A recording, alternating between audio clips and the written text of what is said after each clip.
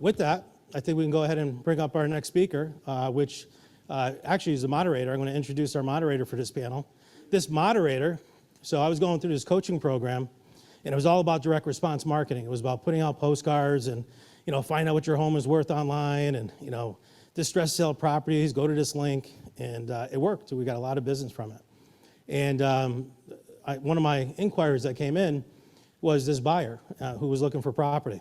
And this is going to be our moderator that I'm introducing. And she became one of my agents, her and her husband. We looked at properties, and she knew everything. She knew data. She knew all the different houses that were already out there. She knew square footage. And I'm like, damn, she knows a lot more than I even know about these things. So I said, you'd be a great agent. You ever think about being an agent? And she was like, no, absolutely not. So a couple days later, she reached out. We're going on a showing or something, and she said, I was thinking about, I can't stop thinking about what you said about being a real estate agent. How do you do that? So got her into school, she got her license. And fast forward, she's top agent in Schenectady County. She's top agent in Schenectady School Districts. She's been top agent with Miranda Real Estate Group for several years. And she gives a ton back to the community, the real estate community, especially with agents, not only here, but also around the country. She's been doing some coaching with me as well. And I'm proud to say, I want to introduce Miss Christine Serafini. Come on up, Christine.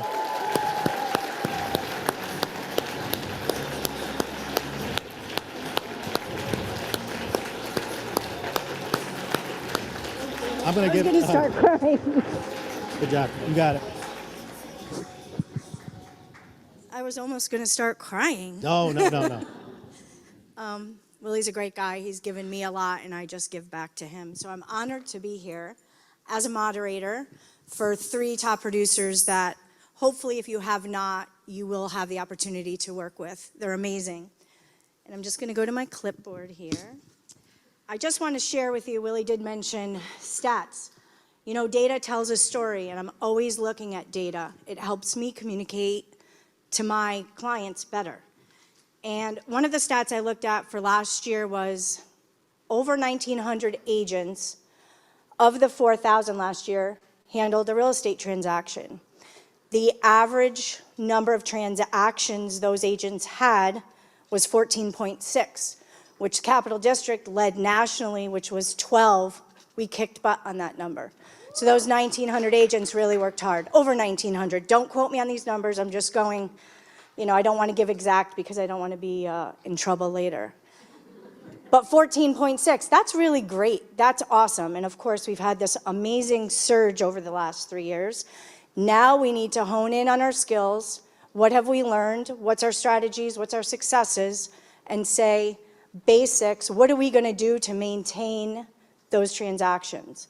These agents have all surpassed the average number of transactions, more so 3 times the transactions. So I'm really excited to be able to interview them, draw from them their success, maybe their struggle, but hopefully you will get something from all of them. And at the end, you'll have an opportunity to ask a question. So I will say, please pay attention to the questions, pay attention to the information they're going to share, and we would love to hear feedback back to them if there's something that you have a question on. So, without further ado, this agent in 2022 closed 43 transactions for $12.3 million with an average sales price of $286,000. 38% of her business came from listings and 62% came from buyers. Please welcome Amanda Hart from Core Real Estate Team.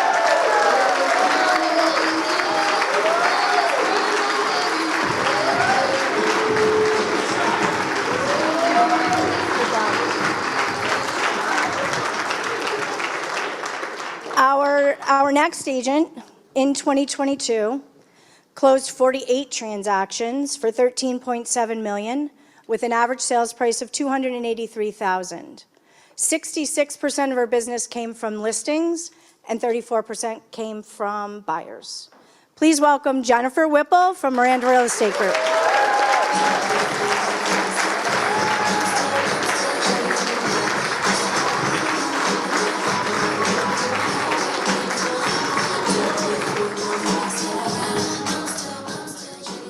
And And finally, our last top producer that I'd like to introduce, 2022, closed 28 transactions for $14.2 million with an average sales price of $508,000. 60% was from listing business, 40% buyers. Please welcome Rebekah O'Neil from Howard Hanna.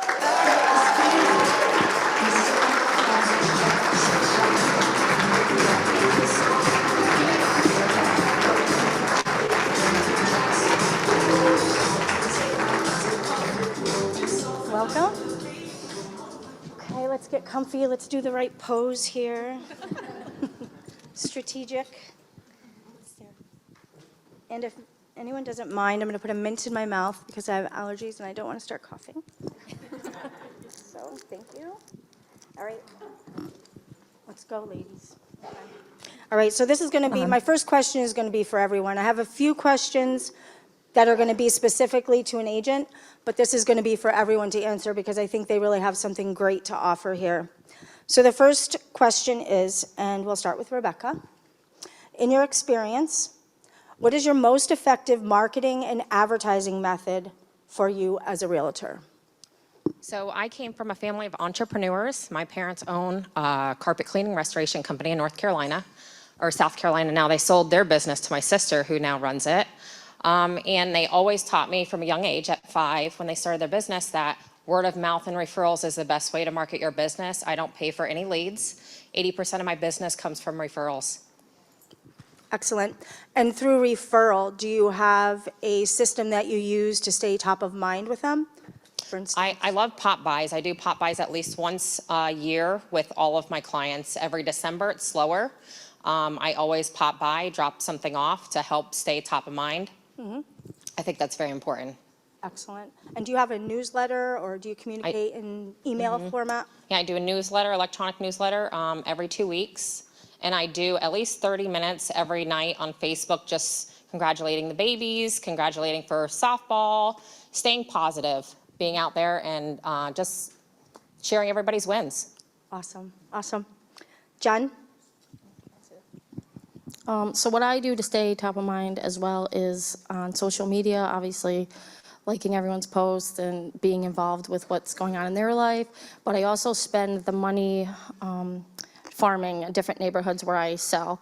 And I think I'm doing it consistently every other month. So again, staying top of mind with that as well. And making a dedication to that farm, right? It's Yeah, not I just mean, one time. Yeah, I've been doing it consistently for 3 years. So you're not going to see results in 3 months or 6 months even. But I think when they're constantly opening up their mail and you're in there, I think the key is consistency, and you got to spend money to make money. Mm-hmm. Awesome. Amanda? I like to utilize social media a lot, posting like every single week. It's awesome being with the brokerage who helps the marketing for me, because when I was doing it on my own, that was tough. Being in people's faces, I also do mailers with every listing. I do just sold, just listed. You know, and utilizing my sphere, I do have a CRM, so I set up clients and just like family and everyone on drip campaigns. So it's kind of doing the work for you without having to work. Awesome. What CRM do you use? Boomtown. Boomtown. Jen, what CRM do you use? I just have Excel right now.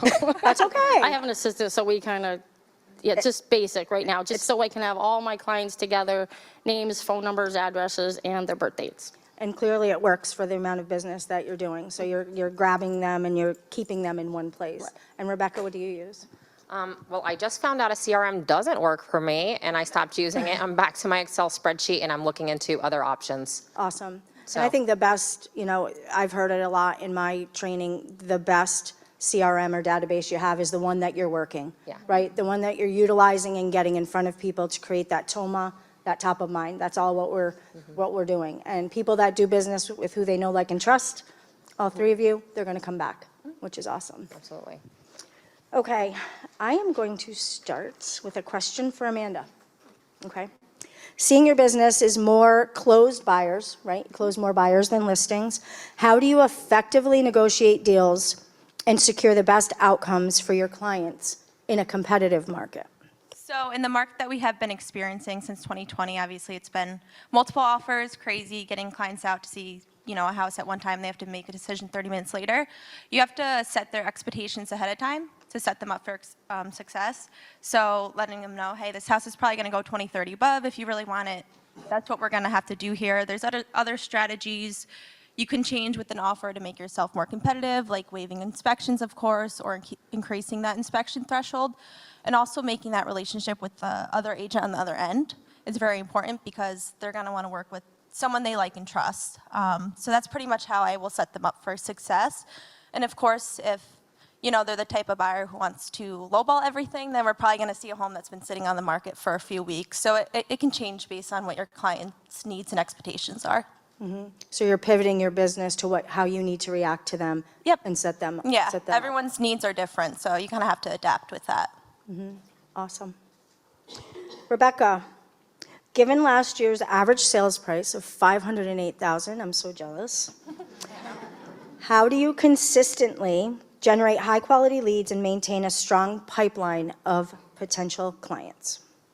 I would definitely have to say doing 110% every time so that you can get that referral business back. It's a matter of not getting it the first year, maybe not the second year of meeting your goals, but consistently doing that is going to get you business consistently for years to come if you're in this for the long haul. Is there anything that you do differently? I know a lot of times we can see things online if we want to develop another pillar of our business as being that luxury agent, right? Luxury in our market, actually in Schenectady County, $500,000 or more is luxury. So for a luxury market to have that as a pillar, is there anything you do differently to generate those leads, or is it clearly by referral? I think it's clearly by referral, personally, is if you have a $300,000 listing and you're doing a great job, you're going to get another $300,000 listing or buyer, and it's going to consistently, grow from there. I had a $700,000 buyer last year, and I just got $1 million buyer from them under contract. So That's awesome. Do the right thing the first time? yep. And you'll And they reap the sent me the benefits. buyer from Colorado. Yeah. That's awesome. You had that great listing last year on Rose Terrace. Did you have to do anything different for marketing? Absolutely. So initially, I went to $1 million listing appointment, and I was not prepared. Like, I'm 4 years in the business. So I go there. I was not prepared for a luxury listing appointment. I lost out on that listing. I was devastated. But now what do? You pick everything up. You make everything better. And then I got a referral from a friend of mine who was a real estate agent. She moved to North Carolina, and she said, hey, I have this $3 million listing. A referral for you. Do you want it? Of course. So I felt like I was better prepared for that one, and I'll talk more about it in my challenging listing question. Okay. Awesome. Jennifer, I know after talking with you, and I kind of had little conversations with each one of the agents through the last few weeks just to learn a little bit more about them. But Jen, you do a lot to cultivate your database, which is really important to you, to connect with them on a deeper level after transaction. How do you build and maintain the long-term relationship with your clients leading to that repeat business? Yeah, that's the strong one for me because my business is 85% referral based, and I think it's really important to stay in front of your clients because there's so many agents out there right now. It's so competitive, So I like to host actual client appreciation events throughout the year. I like to get really good engagement, so I'll kind of switch it up every now and then. So I'll have one, maybe like the one I just did was at Build-A-Bear, at Crossgates, So we had 17 people show up. The kids had a great time. I had my videographer there, and it was really great to capture that. And a lot of people came to that. And I still have parents saying, my kid's taking the bear to school, or, whatever. So it's just doing different events throughout the year and just try to sit down and time block and be creative and think of ideas like what to do. And the last one I did was at a restaurant, like I rented out the downstairs party room and had it catered. I don't know. I think just having events for them to come to, and a lot of my clients are now becoming friends with the other clients because they're starting to see each other at the repeat events, which is really cool. So I really like that because that's fun for me. I like doing You also are really successful with community event. Like, talk about your Stewart's event. Okay, so I've done a few. I will just pick a day, reach out to the lady at the Human Resources and say, I want to do a free coffee event. So it's really something special we can do. We can put on Facebook, do a video, and I get to go there for a few hours and meet some of the actual people in the community and the customers. So that day, it was like free coffee all day for everybody. And the great thing about that is you can brand yourself leading up to the event. Yeah. You can do it during the event, and then you can show the success of the event after. Oh, it was great. Actually, to just show one success from that is 2 years ago, I did a coffee event in Stewart's in Rotterdam. And just recently, when I was at a listing appointment down the street in Rotterdam, the neighbor was outside, and I just started talking to her, and I gave her my card, and I said, yeah, I'm going to be selling the house across the street. And when I gave her the card, she goes, oh, you're the girl that gave out the free coffee. But that was like 2 years ago, and she remembered that. So that was really cool. Create the unforgettable experience. Yeah. That's exactly what it is. Awesome. Okay, I have a question for all of you. Can you share an example of a challenging transaction you successfully navigated and the lessons you learned from it? Amanda, I'll start with you. I'll start. So I just had a deal on Albany Street in Schenectady. It was a house that was as is, but we went through contract 2 times. The first time fell through due to inspection issues, and then we finally got a really good offer, agreed to as is, through inspections, all good. Looks like we're going to the closing table, and then the appraiser notes out a couple of issues. It was a conventional loan, but anyone familiar with FHA requirements, like chipping paint, Federal Pacific panel, like a broken stair tread, the appraiser pointed out, even for a conventional loan. So for us, it kind of took me by surprise. That was the first time it happened to me. And my client was not, she was being stubborn, which she should. It was an as-is sale. So she was not agreeing to any credit or to fix anything. So I was able to work out a deal to get the purchaser to pay for everything, even a new panel swap before closing. And, that's not an easy expense to pay on a house that's not yours yet. And then it came to, like, fixing the paint and stuff, and the purchaser didn't want to have to pay any more money, understandable. So me and the other agent agreed to cut out some of our commission to make it happen. And we did end up getting to the closing table, but of course that was not something I was expecting, just because usually FHA has those issues. So there's always surprises. Even 5 years later, you're always learning and finding creative ways to get the deal done. And that's the most important thing, working with the other agent to say, how can we help our clients? It's not about getting paid, but it's about getting them to the finish line. There are struggles, and we have more struggles than ever lately, it seems. But the ultimate goal, let's mastermind around this and all work together. Awesome. Jen? Okay. So I feel bad for this one particular client. It's family with 3 children. They have to stay in a certain school district. I have their house up for sale, and it's contingent on purchasing a home. So last year, I got their house under contract. The guy who bought the house was a tenant, just renting, and he gave us graciously 4 months to find a house, and that was great. And unfortunately, we kept offering on properties, we didn't get it, and after 4 months, he decided that he wanted to walk away, and my clients were devastated because we had to start the whole process again. So I told him just stay positive, because in this business, I think you have to really be there for your clients, almost like a therapist half the time, because you have to keep them in line and keep them positive and just say, like, we're gonna get you where you need to be. It might just take a little longer, it might just have some bumps in the road. So needless to say, it's been a few months, but I found a house that I was going to list for sale. And as soon as I walked in, I thought of them, and I said, they're gonna love this house. And so I went through the whole listing process with these people. And they were luckily an older couple, because they really didn't love the idea of showing the house and all the inconvenience, and their house needed quite a bit of work. So I kind of, strategically talked to them about it. I said I might have a couple that would love this house. I just have to get them in to see it, obviously. And luckily they loved it, and we just made it happen. And it's an off-market transaction that we're doing, but we worked it out. So my clients are moving next week, and they finally got the house that they love, and we made it all work. So That's awesome. And that's all about digging, right? yeah, You can clap. really just trying to. It's really about thinking out of the box. We can't just look at MLS. We have to go to other resources for our buyers, and especially buyers are getting a little beat up right now with multiple offers, and they're losing more than they're winning first. So that is an excellent example of digging for your client and finding something like that.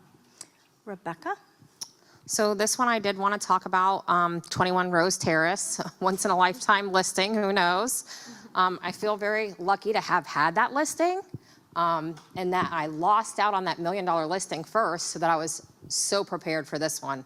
When I went there, I was able to gather my resources, my manager, Bree Pilgrim, who's fantastic, my teammate, Lori Barton. They both came with me to the listing appointment.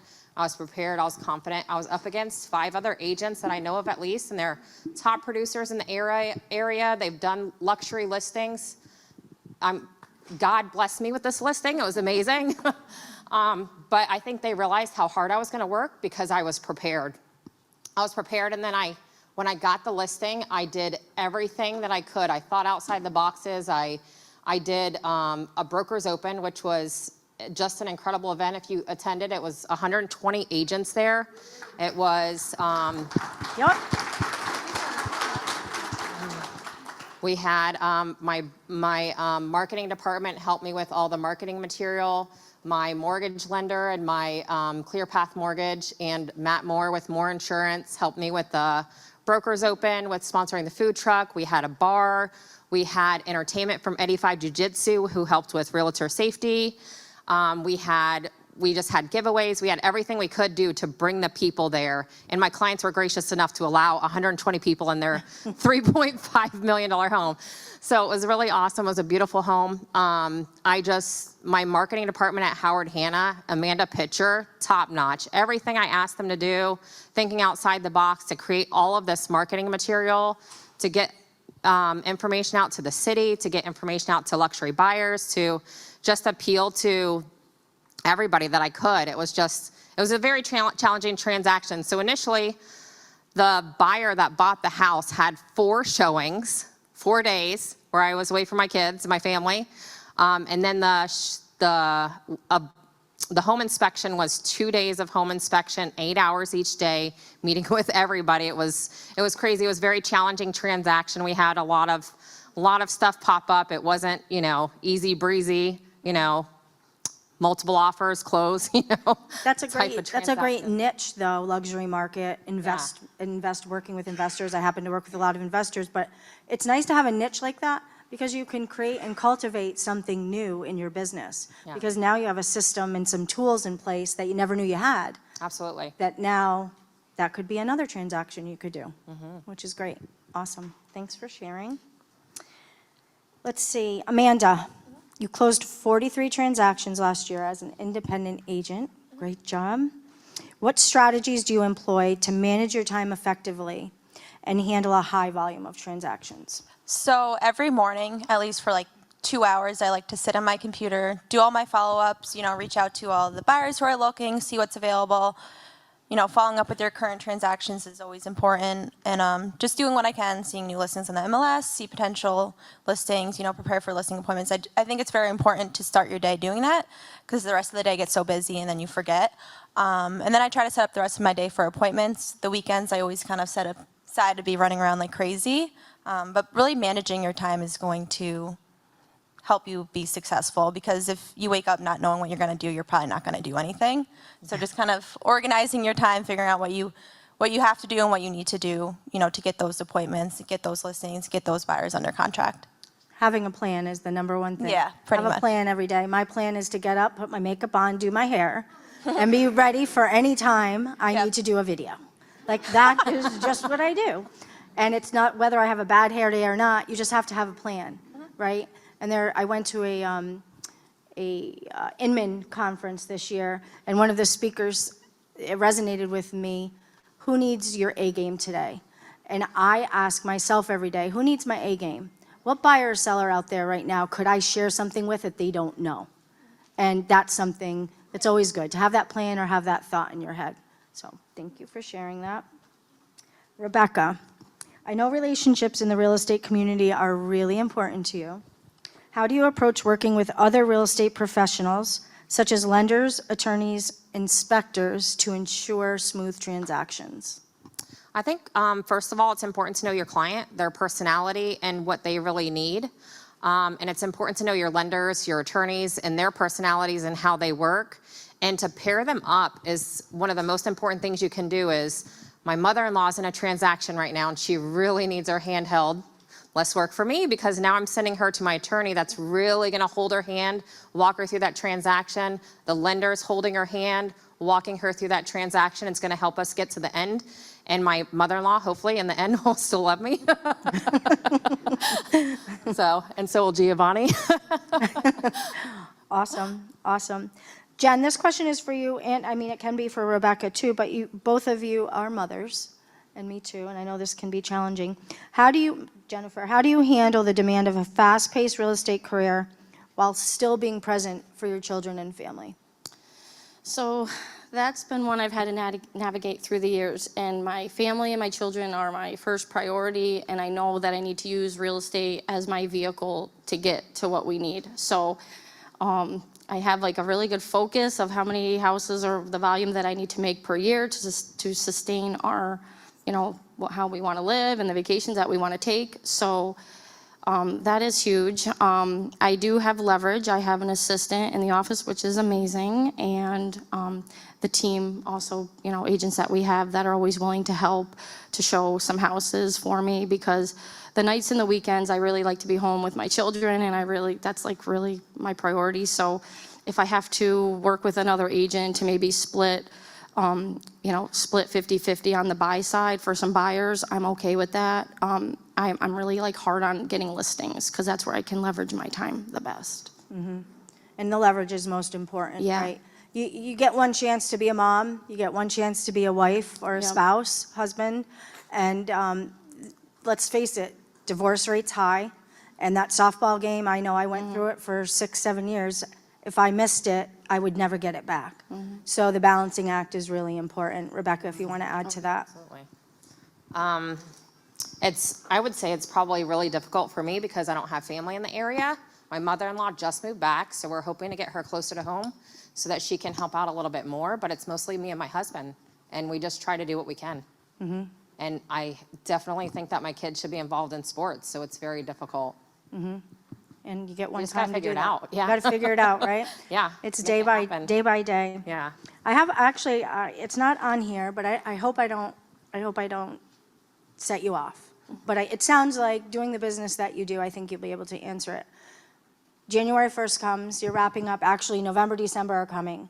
We know the new year's coming. I'm usually saying to Brian, my manager, or Willie, they're never gonna have another year like this. I'm never gonna have another year like this. This was a fluke. What's gonna happen to me? Am I dying? Like I always think those things. I think the worst first. And then lo and behold, it's really about what I did in the prior year that's really gonna make my next year. So you really have to hone in on that. Do you ladies set goals in the beginning of the year? And do you look at those frequently? Yeah, I mean, our broker Brandon's really great with reminding us what we want to do each week. We have to say our goal for the year, so that's a good reminder. But I kind of just think, what did I do last year to get where I was, to get to that volume, and pretty much just keep doing the same thing. I'm really big on following up. When I first started, that's all I did for like 2 years straight. I did 2 open houses every weekend. It wasn't fun. But now, 5 years later, I'm seeing the results of that. So kind of using that legwork now moving forward in a more difficult market is just doing what works, and it will pay off, but it's always tough the first year. You're gonna have months of not getting paid and deals that fall through at the closing table. You just gotta keep going and it'll pay off. Well, there's always lessons learned, right? Every transaction has a positive influence or it could have a negative influence, and you're always saying, okay, that negative, let's not try to make that happen again. Let's learn from it and move on, right? Jen, your goals? You said Yeah, I have a standard of what I need to achieve per month, because I have, my goal of what I need to do per, each year. So I think and having it written down too, and seeing it on a daily basis. And yeah, there's days you wake up and you're just not feeling it. But I mean, if you can just try to get what you can done, you're human, and there's days that I have a whole day planned and then my child's sick with a fever. So there goes that. But I try to do what I can when I can. If they go to sleep, I'm up on the computer. If, sometimes I put them to bed and I'm upstairs working. So, I guess you just have to have your focus and your drive and just really commit to it, I would say, is really just the commitment. And Rebekah? So every year I do meet with my manager and go over goals first, and then I also meet with my teammate Lori, and we both set goals together. She's actually my accountability partner, Lori Barton. And we meet once a week, and we always go over what we've done for the week, what our goals are for that week. This year, she had goals to get her buyer's designation, her seller's designation. She did that. I had goals to get my broker's license. And so education is very important to us, and that should always be a part of our goals along with our numbers, is to always educate yourself. Absolutely. Great stuff. Well, I hope everybody got a little information there and maybe triggered a question. I think a lot of what came into this is doing, it's the basics, right? You do the transaction, learn how to do the transaction, write the deal, cultivate the relationship, and get that repeat referral business. Put those, a system in place, whether it's an Excel spreadsheet, whether it's farming a neighborhood, client party, social media, there's ways to cultivate those relationships. So I guess at this point, I would ask if anybody had a question for the panel. Yes. For Rebekah, congratulations on that Oh, thank you. expensive listing. You said that your company was able to get it down the city. You knew where it needed to be marketed. So what exactly did they do? Who were they in front of? Like, where were they advertising? We worked on getting a database from our relocation department to get a database to reach out to the people in the city. Okay, so it's just getting the. So outside of the Capital District, Yeah. working on how you can massage it out there more. Yeah, Okay. thank you. Anybody else? Come on.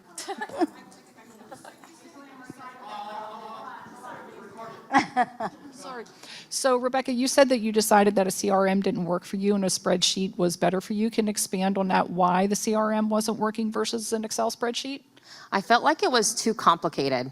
I need something very simple, something that I can look at. I am looking up Christine Serafini. She's really good with numbers. I love how organized she is, and I talked with her before this event, and she told me she uses Follow Up Boss, and so I'm looking into using that. Yeah. It's awesome. It's awesome. I can't see either.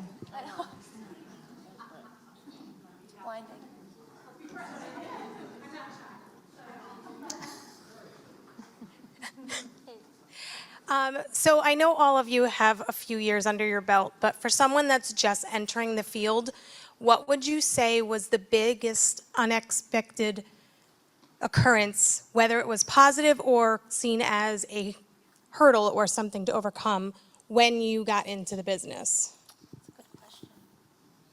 We all have that, like they were painting earlier. It's not like it's shown on TV. It's not, a Dave running through the field of daisies, but what was something that you weren't expecting to encounter when you became an agent? I would say having somebody that you can go to when you have an issue arise. If I have a major issue, last year I had a home that had over $100,000 in repairs that were needed after we went under contract. And I went to my manager, Bree. She always has a solution. All right, well, let's do this. Let's do that. Let's do this. So we got estimates. We found out it was going to be $100,000 in repairs, and then we did a huge price adjustment.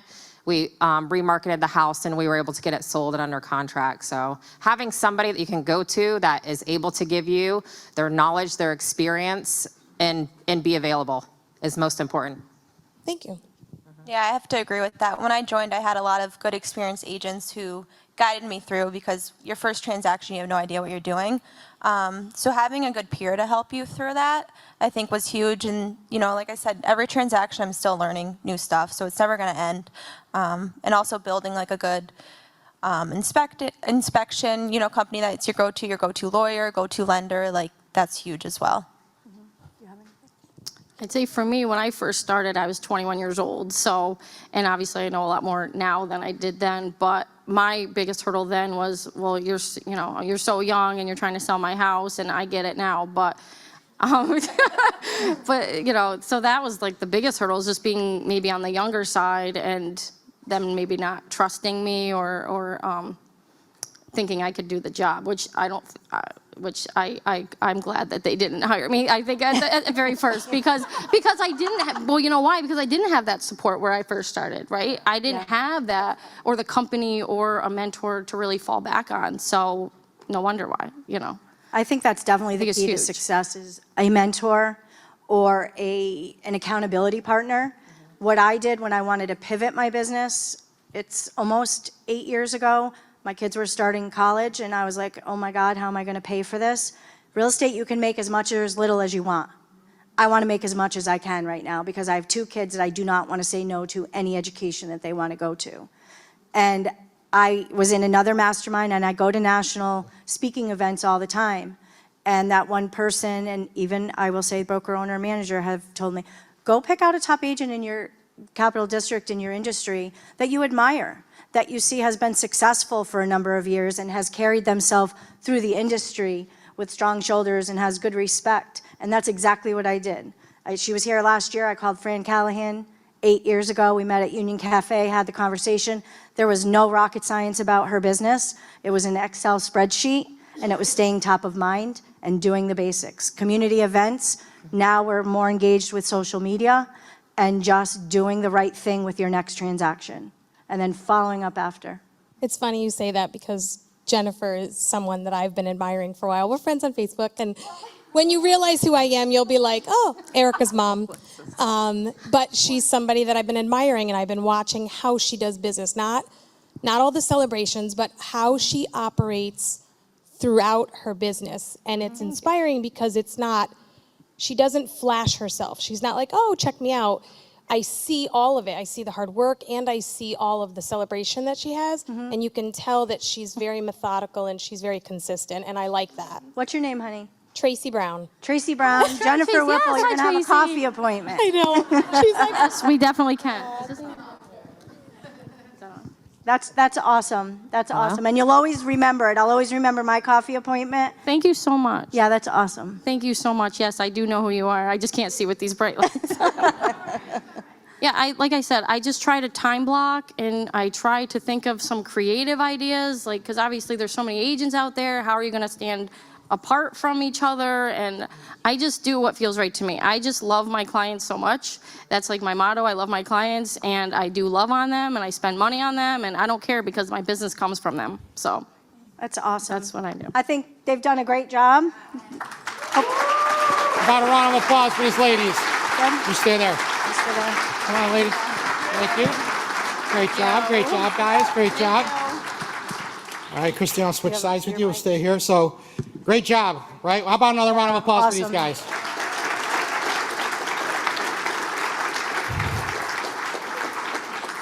Christine, I just want to highlight some of the notes I took because I'm sitting in the back and I'm listening and writing notes like I tell you guys to do. But Amanda, she had a good point. You got to set expectations with our clients, both our buyers and our sellers, because this market's constantly changing. And people still think, you guys ever get this buyer that still thinks they can go in $20,000 under, right? Or, hey, I heard on the news sales were down. Yeah. Sales are down, not prices, right? Fake news. Are they in the room yet? Where are they? Fake news, right? They're over there. I heard Jen just talking about always constantly loving on her clients. Yep. And Rebekah hit on something. It's just giving 110% and being very consistent in what she does and being prepared for appointments. Yeah. Maybe elaborate on what your biggest takeaway was. I think all of them just try to understand what their clients' needs are, want to do the right thing, and generate that next, I don't want to say deal, generate the next relationship. You just want the next relationship. Really, I did a study about 4 or 5 years ago in my business. If I had 4,000 conversations, I was going to create 80 relationships, and I was going to close 62 deals. Based on, and I'm all about numbers, obviously. Consistency. But I had a tally for my conversations, and that year, instead of 62, it was 78 that I closed. So if you pay attention to numbers, if you stay close to your people, know what they want, give back to them, set the expectation. I don't really want to use the word, but during COVID, I was no longer a salesperson. I was in the service industry. We became very vulnerable with other people, and we needed to feel the emotion of the transaction and not just be, I'll see you at the closing table. So we are in the service business. Let's go serve the people as we know it, and your business will run your life. How about a round of applause for Christine Serafini? All right.